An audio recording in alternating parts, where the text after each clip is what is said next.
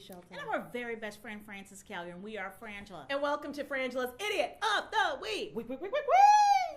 You bring the stupid. We talk about it. We do. And we get to judge it. Yeah, we do. And you get to judge it, too. And you get to judge it, too, and thank you. And write us about your opinions, really. Yeah, if you think seriously. that somebody else didn't get enough attention, or if you've got information that we need, particularly in the areas of panty bacteria. You tell somebody about how to get rid of panty bacteria, then you just become I just didn't know there was such a marred. problem with it. I guess so. I don't know, but yes. Okay, you guys tell us about it later. Anywho, let's get started, shall Yes, we? let's go. Our first nominee for Idiot of the Week today. This is from Private Amanda J. and Private Crystal and Private Paul V. Thank you. Timothy Pays allegedly peed on woman's leg after she rejected him. I love this. You know what? I like his moxie. You know what? I'm going to say I kind of, without even getting into the story, what I like is, first of all, he peed on it after the rejection. And we have had stories with people peeing on him before. Yes. So he understood that was not the time to pee on her when you were still wooing. Exactly. So apparently, Timothy comes up to this chick at, I think, in a bar. And he puts his arm around her. And she turns around and says, really? Right. And So he backs up. Yes, he does. But that wasn't his last move. So at first, the woman thought because he was angry, he was spilling beer on her. She realized it was a little warm. No. He had started peeing on her leg. He was urinating on her leg. And his when the police came, they couldn't even understand him. He was so drunk. His answers were unintelligible. He was arrested on suspicion.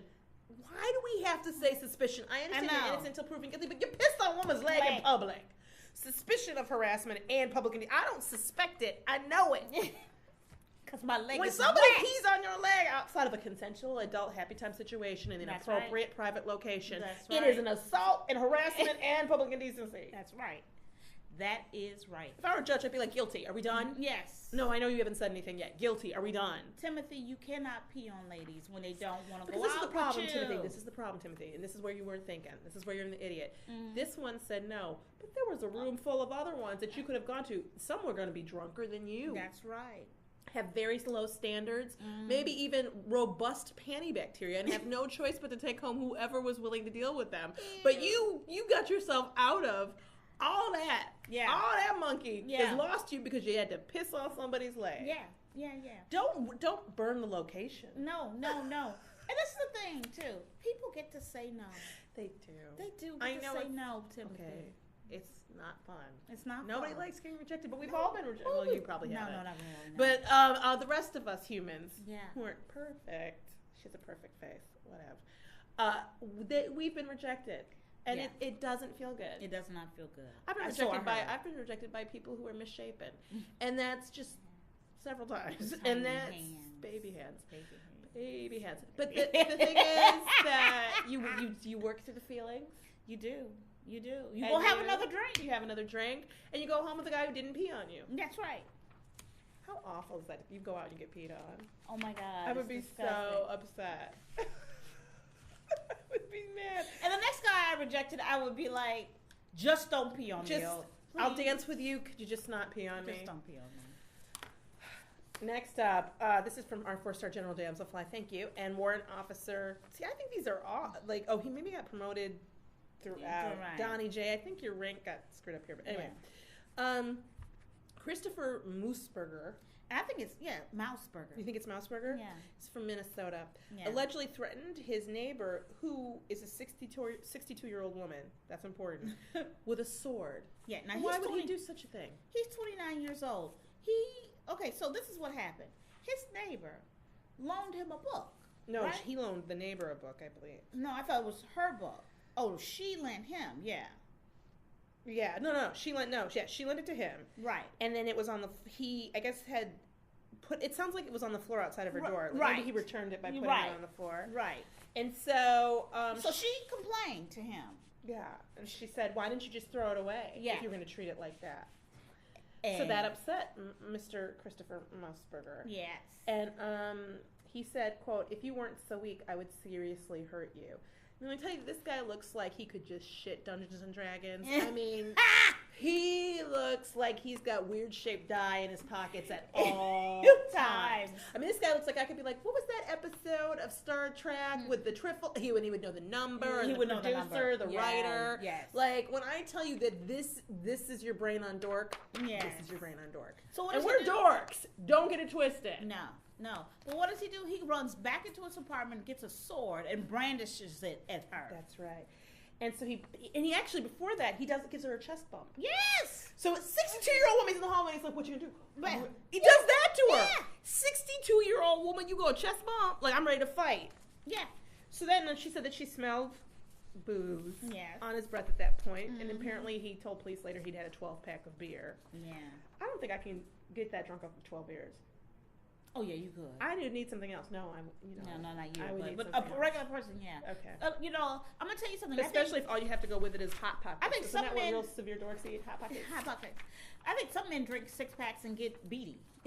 I'm not kidding. That's so not a lot of beer to me. Yeah. So while he was in jail, somebody asked him why he was there. An investigator, why he's in custody. He said, because I'm an idiot. And that's why he's in the idiot pile. Because he said it. He said it. I don't have to judge you. You judged you. He said and what I love this part too. He said, he admitted that he pulled the sword out, but he said he didn't leave his apartment. But then he says, "quote No, you remember that whole thing in the Miranda?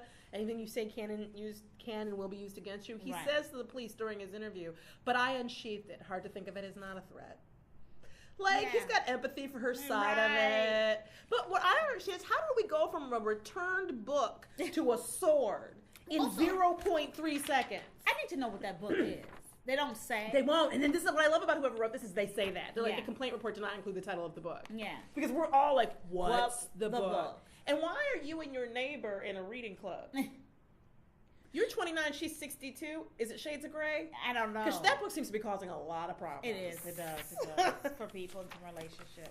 And next up, our final nominee today is from Private 2 Stan. Thank you very much, Private 2 Stan. Woman arrested on drug charges in Meridian after calling 911 to report a bad drug deal. Now, Jessica Boutin, she's 27 years old. Her face is messy as hell, but she's got thick hair, Really? Well, this week. That's what I'm saying. If we can arrest this meth situation, we might be able to save her hair. Yeah. Her face is messy. She was arrested with illegally obtaining drugs, possession of drug paraphernalia, and criminal possession of narcotics. How stupid this is. She tries to go and purchase Percocets, right? All right, but then painkiller. So another woman came out the building and took $160 from Boutin and went back inside. Then a man came out and handed her a bottle of pills, apparently. Okay, but then she determined that the pills were Seroquel. I think it's Seroquel. Seroquel, but I'm not sure. And not Percocet. Okay. Which I'm like, what are you, Data? Like you can go, that's Seroquel. Yeah. Like, so she's like, that's not Percocet. That's not my order. So what does she do? Like any fucking idiot on meth? Because this is not Percocet. No, these that's little marks, not. That's meth. That's meth. That's tweaking and picking. That's tweaking and picking. You got enough money to get the pain. This is why people end up on meth. They start with painkillers. Yeah. They start with Oxy and all that stuff, but then that shit gets too expensive. Yeah. So then they go to meth. So she was trying to get back off the meth, back onto her first drug of choice, Percocet. Yeah. She was like, because the drug that they gave her is for schizophrenia and bipolar, which why not take it? No, you're on meth, you're going to be schizophrenic and bipolar. Yes, it's like taking vitamins. That's helpful. You're just prepping for your future psychosis, as far as I can see.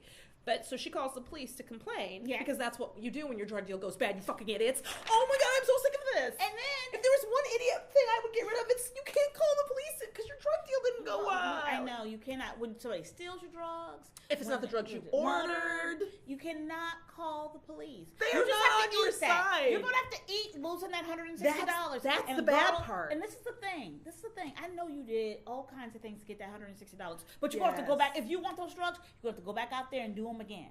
Okay, so maybe you need to, or find somebody dumber than you and tell them the Seroquel. Yes, and tell them it's something else. That's right. Learn from how you got played. Okay, or how about this?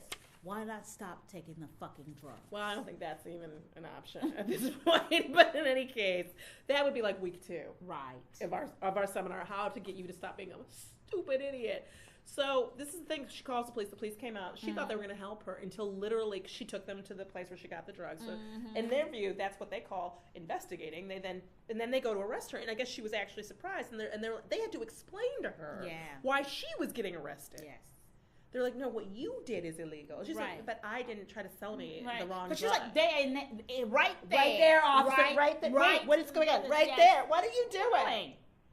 I'm trying to be a good Samaritan here. And you call the police.